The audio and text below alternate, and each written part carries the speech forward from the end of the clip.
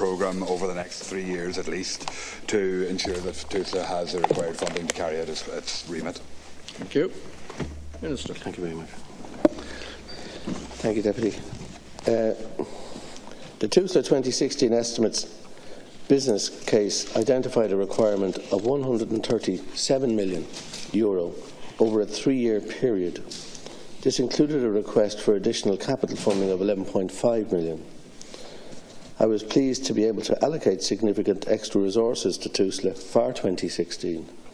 The overall level of funding that I have provided will significantly strengthen Tusla's base funding level and will give the agency greater capacity to respond to current risk and anticipated demand, addressing areas of currently unmet need during 2016.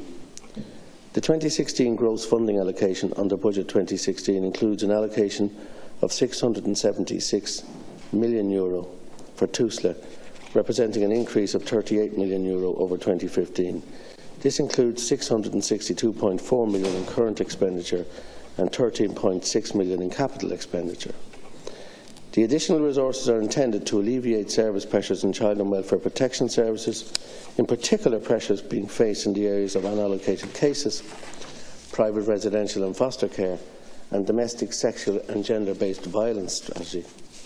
In addition, my department expects to provide supplementary funding of approximately €20.7 million to Tusla in 2015. That's in addition to the 38. This level of provision addresses all of the key priorities identified by Tusla and considered to be achievable in 2016. The funding provision will give rise to a substantial recruitment programme involving up to 400 additional staff next year. In accordance with the agency's establishing legislation, my department will be issuing a detailed performance statement to inform the preparation of Tusla's business plan for 2016. This statement will set out the key priorities that I will require of Tusla in the coming year. I am very pleased that, having asked Tusla for a detailed business case setting out the basis for seeking additional resources in 2016, I have been able to provide significant extra funding that will strengthen its funding base and secure the delivery of quality services. Deputy Pringle. Thanks, Minister, for your response. And while there's no doubt that there has been an increase in funding for 2016 of the €38 million and also the supplementary estimate of €20 million this year, by all accounts, the three-card trick around the supplementary estimates won't be available next year to the government because of the pressures under the fiscal treaty. And the important thing here is that this wouldn't be seen as and wouldn't be a once-off increase in funding that would make it look like Tusla's problems were being looked at and dealt with.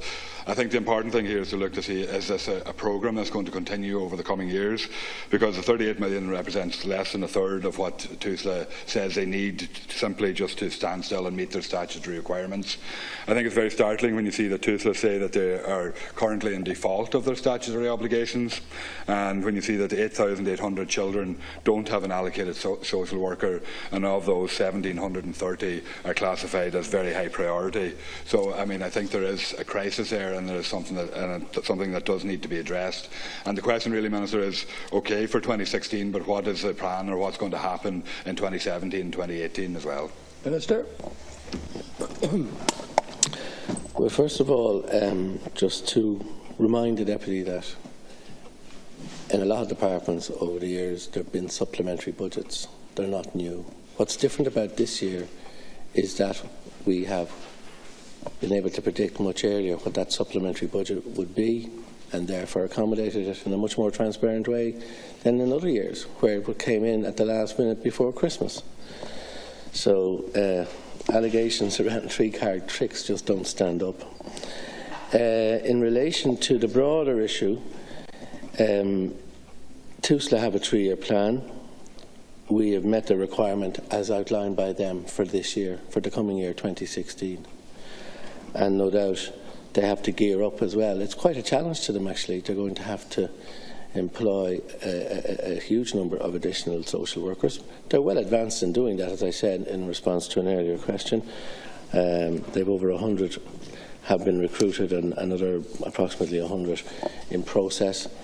We have the funding. They've raised the funding for this year's recruitment from 18 social workers to 256 or 254, and then there's funding for another 174 next year. So they'll have to recruit quite a lot over the next year, and that will be a challenge. But I believe it's one that they will meet, and I believe that they will be able to start addressing this issue. And, you know, it has been with us for a long time. No, sir.